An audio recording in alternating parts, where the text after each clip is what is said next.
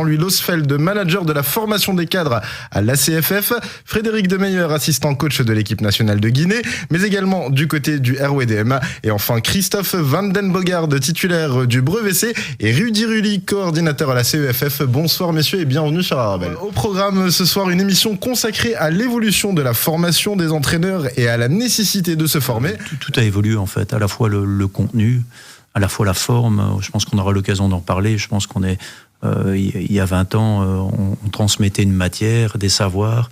Maintenant, on est vraiment dans un développement de compétences. Donc tout a changé, à la fois les contenus et la forme, la méthodologie.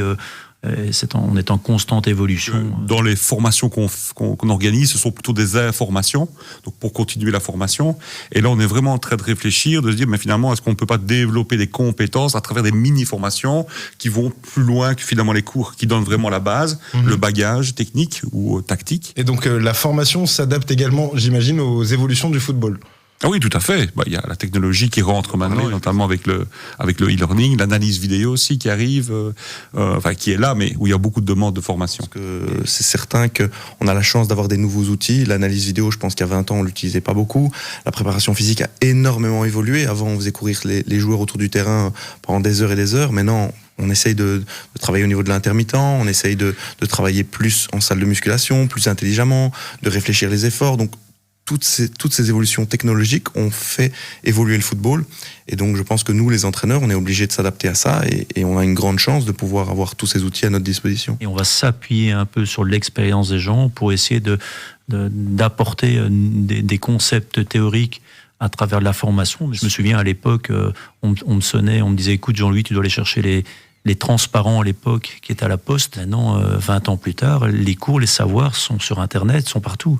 Donc, je veux dire, la manière de voir les choses, les professeurs doivent complètement repenser la manière d'enseigner, partant du principe que, OK, on va plutôt s'appuyer sur ce que les gens savent et on va essayer d'apporter des éléments pour essayer d'élever leur niveau de compétence. Et maintenant, voilà, on discute, on échange, et le prof ne dit pas il a raison, il dit voilà, je pense que c'est comme ça, et on discute, est-ce que c'est bien, est-ce que c'est pas bien.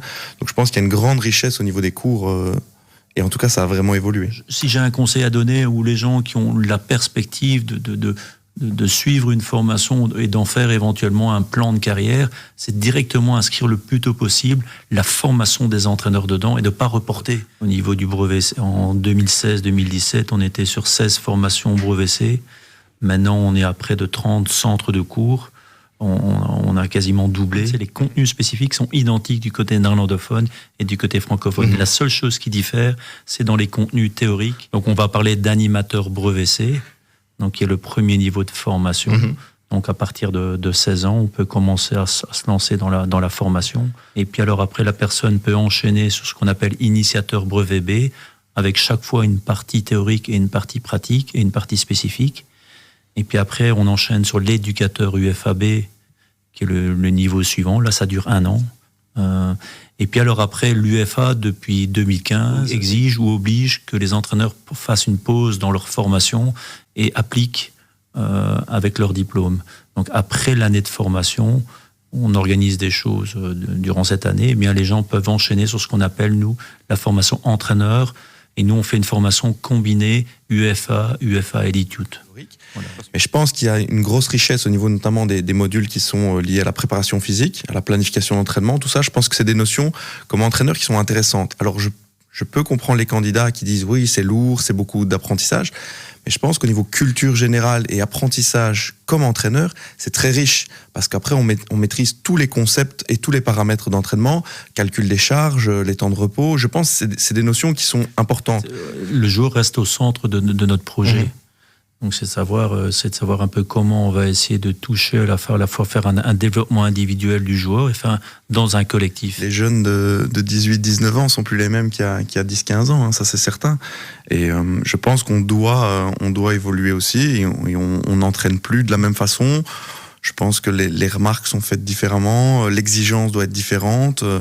Ils sont tout le temps accrochés à leur smartphone. C'est des choses auxquelles on doit faire attention et c'est la société qui évolue. L'entraîneur, il reste dans la société, donc c'est juste une évolution des choses dans la société. Je voudrais rajouter que la mission de la CFF et la mission de la CF, c'est de créer des environnements dans lesquels on peut partager.